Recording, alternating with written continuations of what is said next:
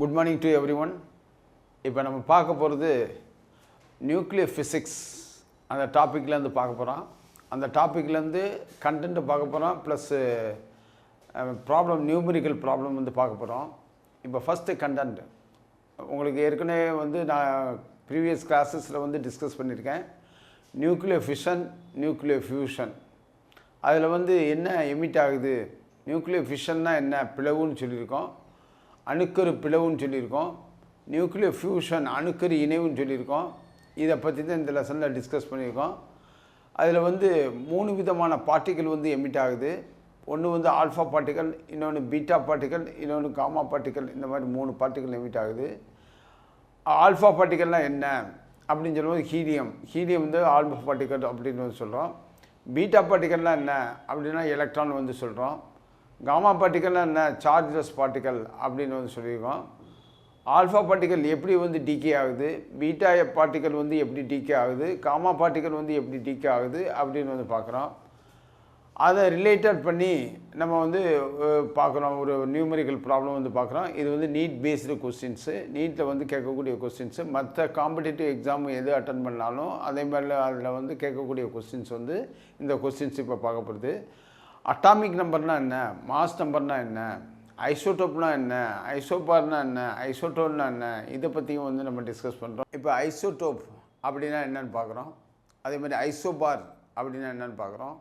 Isotone அப்படின்னா என்னென்னு பார்க்குறோம். ஏற்கனவே எதை பார்த்தாச்சு, நம்ம பார்க்க வேண்டிய அவசியம் இல்லை.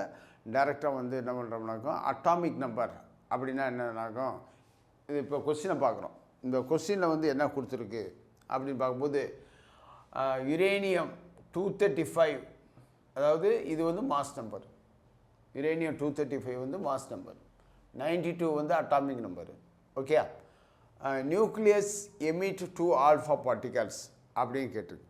ஓகே, ஆல்ஃபா பார்ட்டிகல்ஸ் அப்படின்னா என்ன அப்படின்னா ஹீலியம் 24, இதுதான் வந்து ஆல்ஃபா பார்ட்டிகல்ஸ். அப்போ 2 ஆல்ஃபா பார்ட்டிகல்ஸ் இருக்குது. அப்போ யுரேனியம் 235 92 அப்படின்னு பார்க்குறோம். பார்க்கும்போது இதில் வந்து 2 ஹீலியம் பார்ட்டிக்கல்னு கொடுத்துருக்கு, 2 ஆல்ஃபா பார்ட்டிக்கல்னு கொடுத்துருக்கு. அப்போ ஃபஸ்ட்டு ஹீலியம் 24 அப்படின்னா இதுலேருந்து 235லேருந்து ஒரு 4 போகுது. அப்போ என்ன ஆகும், 231 ஆகுது. இது வந்து ஏன்னு வச்சுக்கணும், ஏ என்ற எலிமெண்ட். ஓகே, இப்போ ஏ என்ற எலிமெண்ட்டு 92லேருந்து 2 போயிடுது. அப்போ 90. அப்போ ஒரு ஹீலியம் பார்ட்டிக்கல் வந்து நம்மளுக்கு போயிடுது. என்ன கேட்டிருக்கு, 2 ஆல்ஃபா பார்ட்டிக்கல் எமிட்ஸ்ன்னு கேட்டிருக்கு. அப்போ இன்னொரு ஆல்ஃபா பார்ட்டிக்கல், அப்போ ஆல்ஃபா பார்ட்டிக்கல். அப்போ ஆல்ஃபா பார்ட்டிக்கல் ஆனது ஹீலியம் 24 அப்படின்னு வந்து சொல்கிறோம். அப்போ 24னா 231லேருந்து 4 போகுது. அப்போ 227 அப்படின்னு வைக்குது.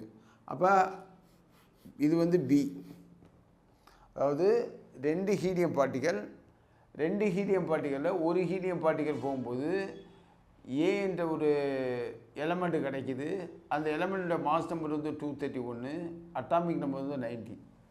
ரெண்டாவது ஆல்ஃபா பார்ட்டிக்கல் எமிட் ஆகும்போது பி என்ற எலிமெண்ட்டு கிடைக்கிது. அதனுடைய மாஸ் நம்பர் வந்து 227, அட்டாமிக் நம்பர் வந்து 88 அப்படின்னு வந்து சொல்கிறோம். ஓகே, அப்போ என்ன சொல்கிறோம், uranium 235 92 nucleus emit 2 alpha particle and 3 beta particle அப்படின்னு பார்க்குறோம். ஓகே, இப்போ 3 பீட்டா பார்ட்டிக்கல். ஃபஸ்ட்டு வந்து பீட்டா, ஒரு பீட்டா எடுத்துக்கிறோம். அப்போ ஒரு பீட்டா எடுத்தால் என்ன வரும்னா எலக்ட்ரான்னா அந்த நெகட்டிவ்லி சார்ஜ் பார்ட்டிக்கல். ஓகே, அப்போ சி என்ற எலிமெண்ட் கிடைக்குது. அப்போ மாஸ் நம்பரில் வந்து எந்த வித சேஞ்சஸ் கிடையாது. அப்போ 227 அதில் சேஞ்சஸ் கிடையாது. அப்போ இது எலக்ட்ரானை வந்து ஒரு எலக்ட்ரான் வந்து இழக்கும்போது அட்டாமிக் நம்பர் வந்து இன்க்ரீஸ் ஆகும். அப்போ 89 ஆகும். அப்போ ஒரு பீட்டா பார்ட்டிக்கல் எமிட் ஆகும்போது மாஸ் நம்பரில் வந்து எந்த வித சேஞ்சஸ் இருக்காது. அட்டாமிக் நம்பர் வந்து ஒன்று வந்து இன்க்ரீஸ் ஆகுது. ஓகே, அப்போ 89 ஆகுது. இது வந்து சி என்ற எலிமெண்ட்டு. அதேமாதிரி பார்க்குறோம். இப்போ இன்னொரு பீட்டா பார்ட்டிக்கல் எமிட் ஆகுது.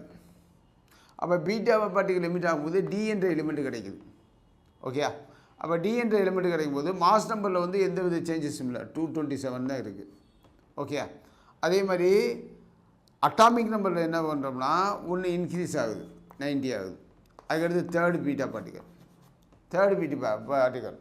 அப்போ மாஸ் நம்பரில் வந்து எந்த வித சேஞ்சஸும் இல்லை. அப்போ இ என்ற எலிமெண்ட் கிடைக்குது 227. அட்டாமிக் நம்பரில் வந்து ஒன்று இன்க்ரீஸ் ஆகுது. ஓகே, அப்போ என்ன சொல்கிறோம், uranium 235 92 nucleus emits 2 alpha particle, 3 beta particle and 2 gamma particle.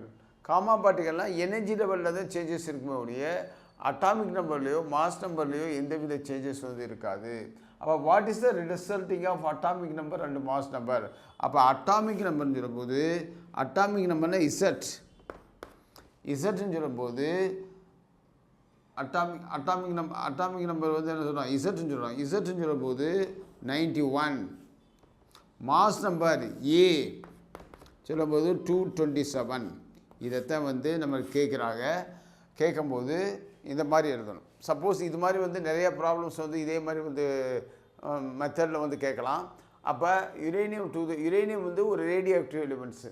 எப்பயுமே ரேடியோ ஆக்டிவ் எலிமெண்ட்ஸ் வந்து ஆல்ஃபா பார்ட்டிகளோ பீட்டா பார்ட்டிகளோ காமா பார்ட்டிகளோ வந்து எமிட் ஆகும். அதனால தான் இந்த ப்ராப்ளம் வந்து கொடுத்துருக்கு. அப்போ யுரேனியம் வந்து எமிட் பண்ணுவது 2 ஆல்ஃபா பார்ட்டிகளை எமிட் பண்ணுது, 3 பீட்டா பார்ட்டிகளை எமிட் பண்ணுது, 2 காமா பார்ட்டிகளை எமிட் பண்ணுது. அப்போ ஃபைனலாக வந்து அட்டாமிக் நம்பர் என்ன மாஸ் நம்பர் என்ன அப்படின்னு வந்து நம்ம கண்டுபிடிக்கிறோம்.